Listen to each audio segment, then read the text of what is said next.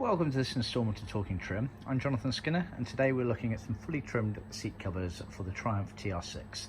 Before I begin, firstly apologies, I've forgotten my AirPods, so please do excuse the muffly sound if it comes across like that, and of course if our machine compressor kicks in, please try to ignore it. So these seats are from the 1969-1970 version of the TR6s, the very early versions, and they're only applicable to the European market spec. So that's any car with the chassis number before CP50,000. They are non-reclining, no headrests.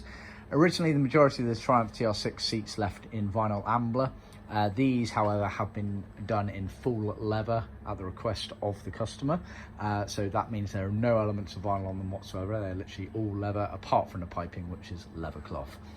It's worth noting at this stage as well that originally for vinyl ambler seats, there would have been a diamond embossed pattern on the pleated panels. We do offer that, but only for vinyl ambler seats. So for leather faced or full leather in this case here, they are plain, and that's how they would have left the factory should there been a special order with leather faced or full leather seats. So just bear that in mind. These seats have been done in biscuit smooth leather. Zoom in for you so you can see. Smooth leather, very natural finish to the leather. We can also offer grain depending on the colour, so see our website for details on there.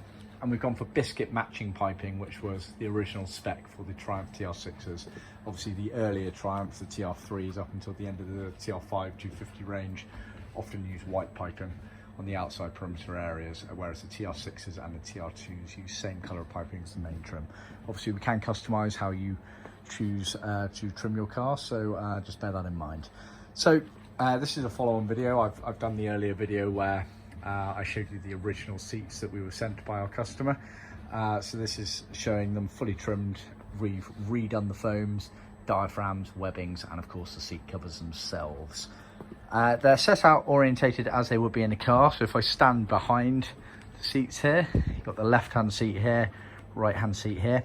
This is for a right-hand drive car, which I'll explain why that becomes worthy of pointing out in a second.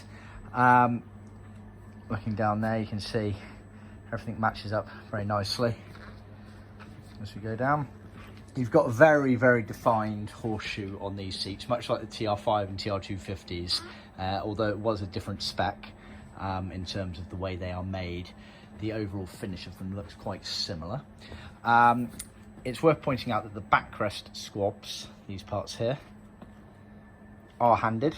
The outside edge kind of tapers in a bit more sharply, as you can see there. That's to allow the hood frame to pass by them nice and easily without it hitting, so it's worth noting that. The seat covers themselves are definitely handed, as is the trimmed backboard panel here. The seat frame is handed as well. The seat foams, however, you have to hand as you're trimming them, so they're made generically, and you have to basically taper them in when you're trimming the relevant seat cover to that, so just bear that in mind.